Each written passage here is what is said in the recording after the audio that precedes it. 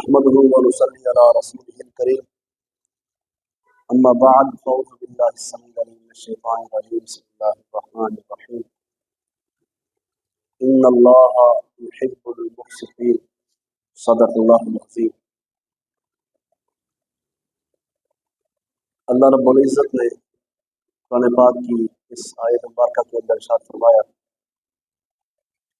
کہ اللہ رب العزت انصاف کرنے والوں کو پسند کرتا ہے۔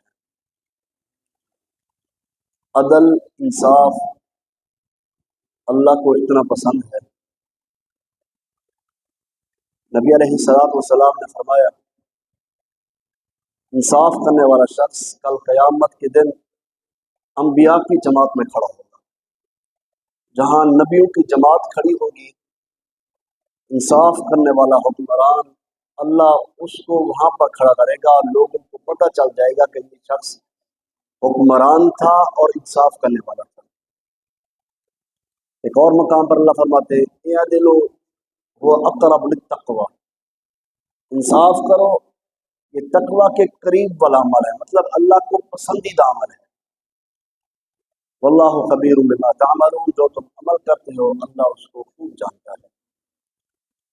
عدل و انصاف اس قدر ہونا چاہیے۔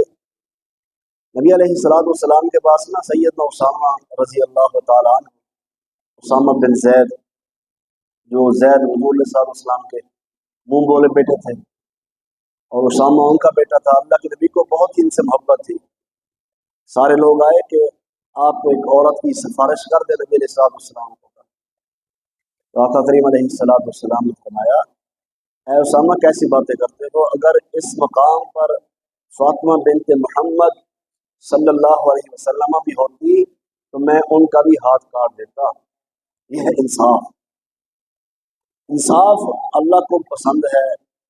مومن کو چاہیے ہر معاملے میں اپنے گھر والوں کے اندر، اپنی اولاد میں انصاف کرے، معاملات میں، اور انصاف کے ساتھ ساتھ نرمی کو بھی اختیار کرے۔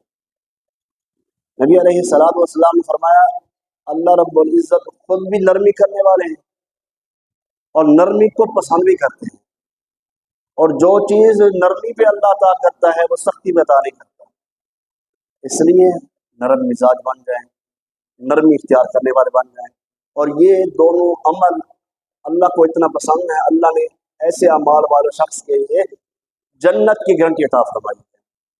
تو ہمیں عدل بھی کرنا چاہیے اور نرم مزاج بن جائیں۔ اللہ سے دعا ہے اللہ مجھے اور آپ کو عمل کرنے کی توفیق عطا فرمائے۔